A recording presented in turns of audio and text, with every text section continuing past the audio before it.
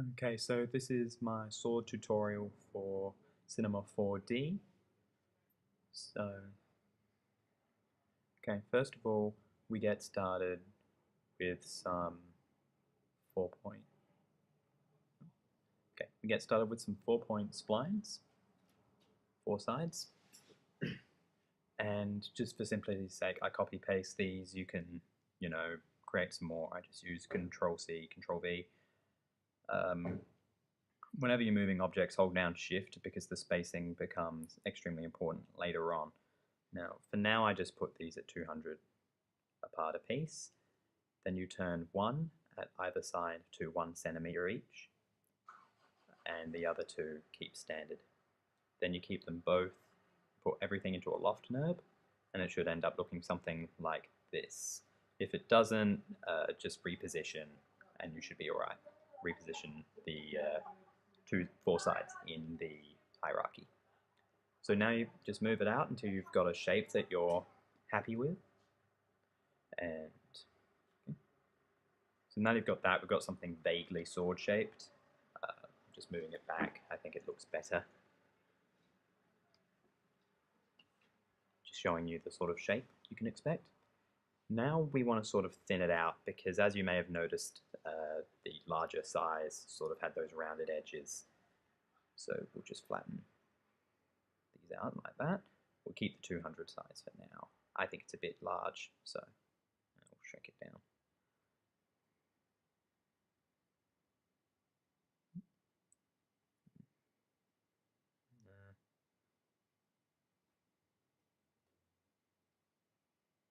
Now you can see, looking along, we've got something that's looking a bit better. So now we're going to start on the hilt, or the crossguard. So we get the square spline, as you've seen, move it along to the edge there, and this is why it's important to hold down Shift, so we've always got that correct sort of size. So now we need to just check the size that we're working with here. Now I just realized I made a bit of a boo-boo and I made it flat, so I'm just going to pump that back up. Yeah, don't make it 0. There we go. So now we need to just check how high it is, then we just fix that up there. 20 by 20 for now.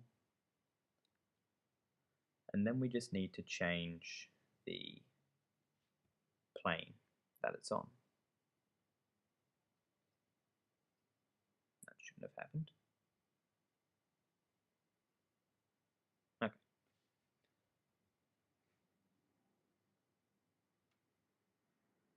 So we're just going to change the plane so that it's facing that way now.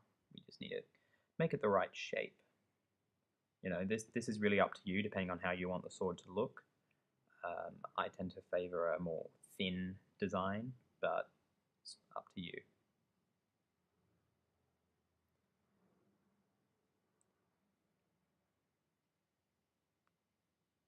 There we go. So I'm just a bit of a perfectionist. I'm just making sure that it's absolutely 100% perfect by my own. There we go.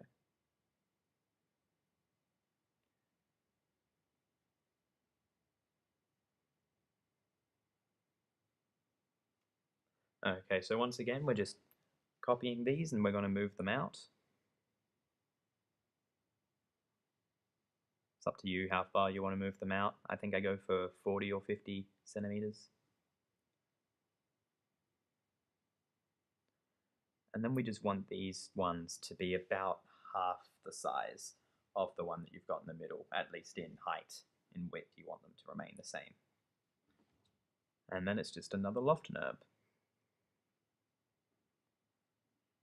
Now the shape I've got here is because the positioning in the hierarchy is wrong, which is no problem. I just need to move them around in the hierarchy.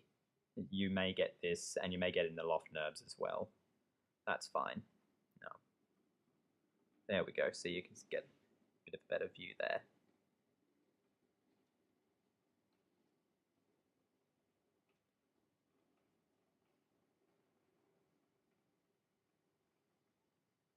Nope, that made it worse. There we go. Okay, so now we're starting to get that sort of shape we're after.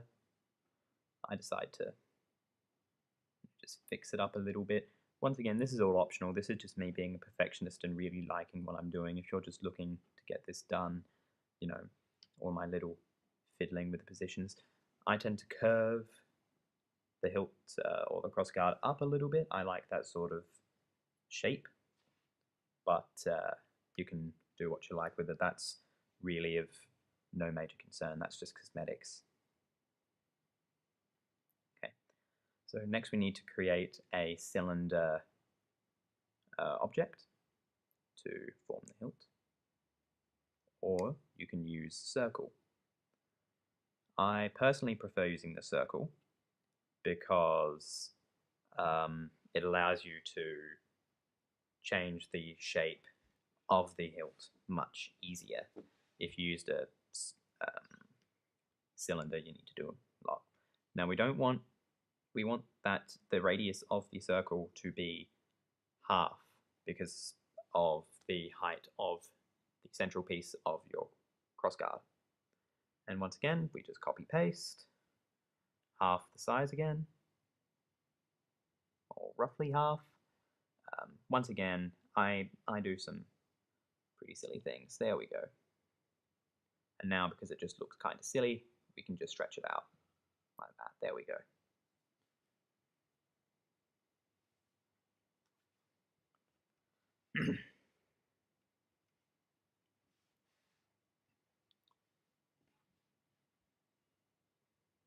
Okay.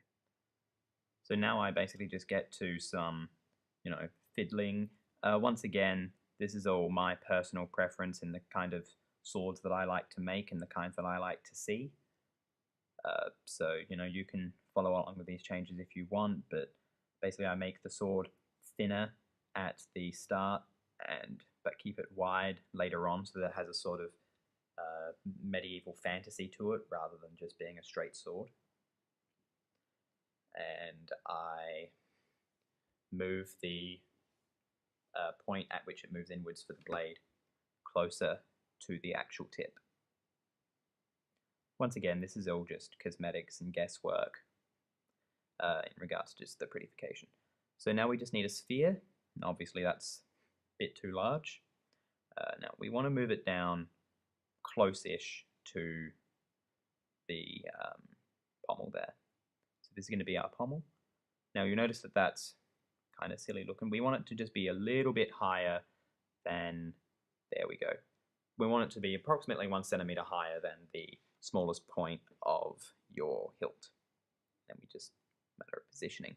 Once again, this all comes down to personal preference. I like to keep probably less than a quarter in. So now we need to use the point select tool, convert it into a polygon, use the point select tool to convert the two innermost and just extrude them downwards. This is for decoration, and later on we're going to put a gem in. Next we just need a floor. This will become important later, especially when we do our reflections with the materials.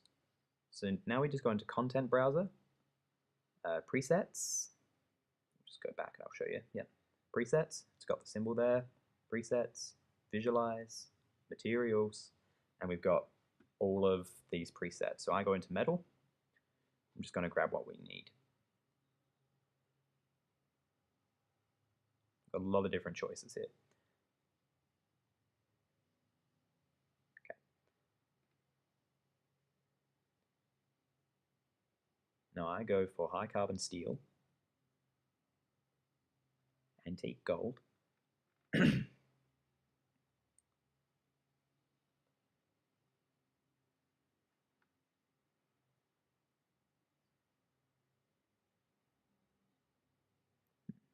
just back one folder, and we're just going to get some wood for the hilt. Now there are lots of different choices here. This is purely up to you. I've used ebony and mahogany, and I've used all of them. This one I go ebony. Oak is also a nice looking one, but I prefer and always go with the lacquered ones. The straight ones don't look that good on the circular. Okay. So now we go for glass. This is for the gem that we're going to put into the pommel later. We've got a lot of different choices, but I prefer these square ones. Personally, I like red. But you could take any of these colors. And I prefer the simple ones, not the thick ones. Okay. So now we're just going to create a platonic. Now obviously, once again, that's too big, but we're going to put that into the small indent we made in the pommel earlier. So we just bump it back down to size, move it into the sphere there, and then we just push it back up. If you want to be really exact, you can use the inbuilt systems for the exact positioning, but I don't think that's necessary. Now we can change the points. I personally prefer the buckyball, but you can make it any shape you want. I just think the buckyball looks more gem-like and something you'd actually put into a pommel.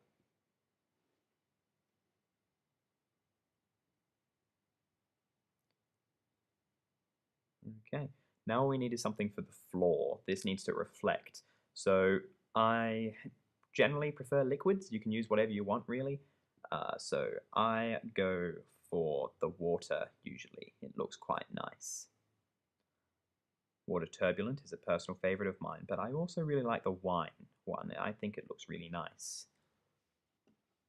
So now we just, drag it onto where we want it to be. So we carbon rich steel onto the blade. We go for the gold on the crossguard and the pommel. Wood for the hilt. And then we just use the glass for the gem, the platonic. We'll put the water on the ground there. There we go. Just get it into a good position. Just put a simple light on. Doesn't need to be anything great, that's plenty. I really like my things lit up, so I put on usually 2 lights, 1 down each end. Really lights it up, really lets you see all the details, especially in that floor texture. Let me do that. Okay, fine. Now it's kind of half in the water, which is fine, but I bump it all up by 10 centimeters. You guys don't have to do this if you don't want to. It's purely on a personal preference. There we go.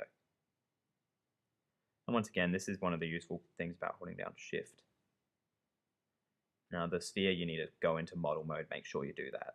It's a mistake that I make pretty often.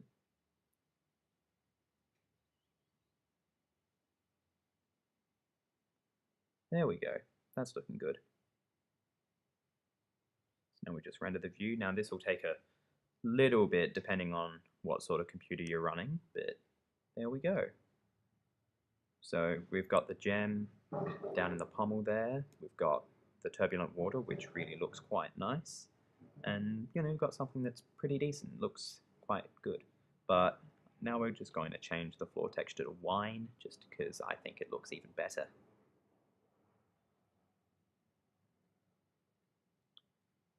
In regards to the floor textures, I've also had pretty good results from motor oil and coffee with this sort of design. So if you guys are looking to sort of change any of that up, that's the sort of stuff you can look into.